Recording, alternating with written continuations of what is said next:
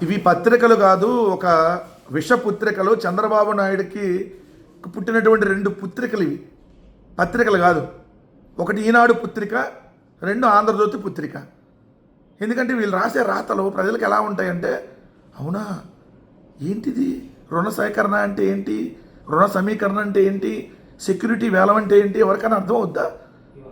అదే జగన్మోహన్ రెడ్డి గారు ప్రభుత్వం ఉన్నప్పుడు 1,000 కోట్లు అప్పు తీసుకుంటే ఆంధ్రప్రదేశ్ అన్నపూర్ణ కాస్త అప్పుల పూర్ణ అయిపోయింది, అప్పుల కుప్ప అయిపోయింది, సింగపూర్ అయిపోయింది, మలేషియా అయిపోయింది, వాళ్ళ బొంద అయ్యింది, వాళ్ళ బోలయ్యిందని వార్తలు రాసేవాళ్ళు. జగన్మోహన్ రెడ్డి గారి ప్రభుత్వం 5 సంవత్సరాలలో 2 సంవత్సరాలు కోవిడ్ ఉన్నా కేవలం 3,32,000 కోట్ల రూపాయల అప్పు మాత్రమే 5 ఏళ్లలో చేస్తే 14 లక్షల కోట్లు, 15 లక్షల కోట్లు, వీళ్ళ 100 కోట్లు, వీళ్ళ బోలె కోట్లు అని రాశారు కదా. పెద్ద పెద్ద హెడ్డింగ్లు పెట్టేవాళ్ళు కదా. ఒక 1000 కోట్లు అప్పుకెళ్తే 1000 కోట్లు అప్పు ముష్టి తెచ్చుకోవడం కోసం ఏదైతే పరిగెత్తింది, రిజర్వ్ బ్యాంక్ దగ్గర కాళ్ళు పట్టుకుంటున్నారు, ఏళ్ళు పట్టుకుంటున్నారు, ఇంకేదో పట్టుకున్నారని రాశారు కదా వార్తలు. ఏమయ్యా ఈనాడు కిరణ్, నువ్వు నీ బాబు రామోజీరావు, ఏమయ్యా ఆంధ్రజ్యోతి రాధాకృష్ణ, ఇప్పుడు ఎందుకు మీరు హెడ్డింగ్లు పెట్టట్లా? ఈ 2 సంవత్సరాలలో, ఈ 26 నెలల్లో 3,65,000 కోట్ల రూపాయలకు పైగా అప్పులు తెస్తే ఒక్కరోజైనా మీ బ్యానర్ ఐటమ్ ఎందుకు లేదు? మీరు కడుపుకి అన్నం తింటే బ్యానర్ ఐటమ్ రాయాలి కదా. అశుద్ధం తింటే ఇక రాయరు, అది కామన్ అనుకోండి. మీకు లోపల ఎక్కడ రాశారంటే వార్త, ఈ వార్త అసలు మీకు ఏమైనా అర్థమైంది అని చూడండి. రాష్ట్ర ప్రభుత్వం 2,600 కోట్ల రుణ సమీకరణ. అమ్మో, రాష్ట్ర ప్రభుత్వం రుణాలను సమీకరిస్తుందంట. అంటే ఎలా సమీకరిస్తుంది? అదేంటి రుణం సమీకరణ అంటే? అప్పు కాదంట, రుణ సమీకరణ అంట. రాష్ట్ర ప్రభుత్వం వచ్చే మంగళవారం అంటే వాళ్ళకి మంగళవారం ప్రభుత్వం కాబట్టి మంగళవారం అప్పులకి వెళ్తూ ఉంటారులే. ఈ మంగళవారం ప్రభుత్వం రాష్ట్ర ప్రభుత్వం వచ్చే మంగళవారం 2,600 కోట్ల రుణం సమీకరించబోతుంది.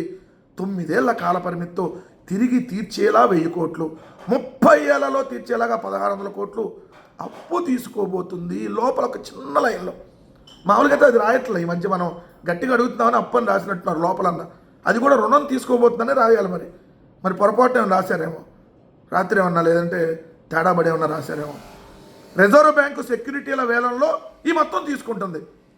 రిజర్వ్ బ్యాంకు సెక్యూరిటీల వేలంలో పాల్గొని మరి రన్నింగ్ రేస్లో చంద్రబాబు నాయుడు గారు లగెత్తుకొని వెళ్ళి మరి ఈ అప్పు తెచ్చుకోబోతున్నారు, రుణం తెచ్చుకోబోతున్నారు. అక్కడికి వెళ్ళి సెక్యూరిటీల వేలంలో పాల్గొని రుణాన్ని సమీకరిస్తున్నారు. ఇదండి వార్త. ఇప్పటివరకు మొత్తం అన్ని రుణాలు ఎన్ని సమీకరించారో ఎందుకు రాయాలా? అదే అన్ని అప్పులు ఎందుకు తీసుకున్నారో ఎందుకు రాయాలా? మీరు మీ పత్రికలు ఈ 2 పత్రికలు పోతే ఈ రాష్ట్రానికి పట్టిన శాశ్వత స్థితి వదిలిపోయింది, శాశ్వత దరిద్రం వదిలిపోయింది. ప్రజల్ని ఎలా డైవర్ట్ చేస్తారో చూడండి. ఎక్కడ అప్పని తెలియనీరు, అర్థం కాదు ఎవరికి. ఎక్కడో లోపల చిన్నది రాస్తారు. 3,65,000 కోట్ల అప్ప 26 నెలల్లో. అయినా ఎక్కడ ఒక బ్యానర్ ఐటమ్ ఉండదా? మిమ్మల్ని మరి పత్రికలు అనాలా? చంద్రబాబు నాయుడు గారి కోసం నడి రోడ్డు మీద రాజకీయ వ్యభిచారం చేసేటటువంటి కొంపలు అనాలా? సమాధానం చెప్పండి.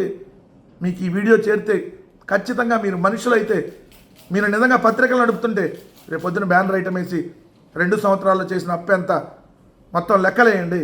లేదంటే మీరు మాత్రం చంద్రబాబు నాయుడు గారి కోసం డాష్ పనులు చేస్తున్నట్టుగానే క్లియర్గా మేము భావిస్తాం.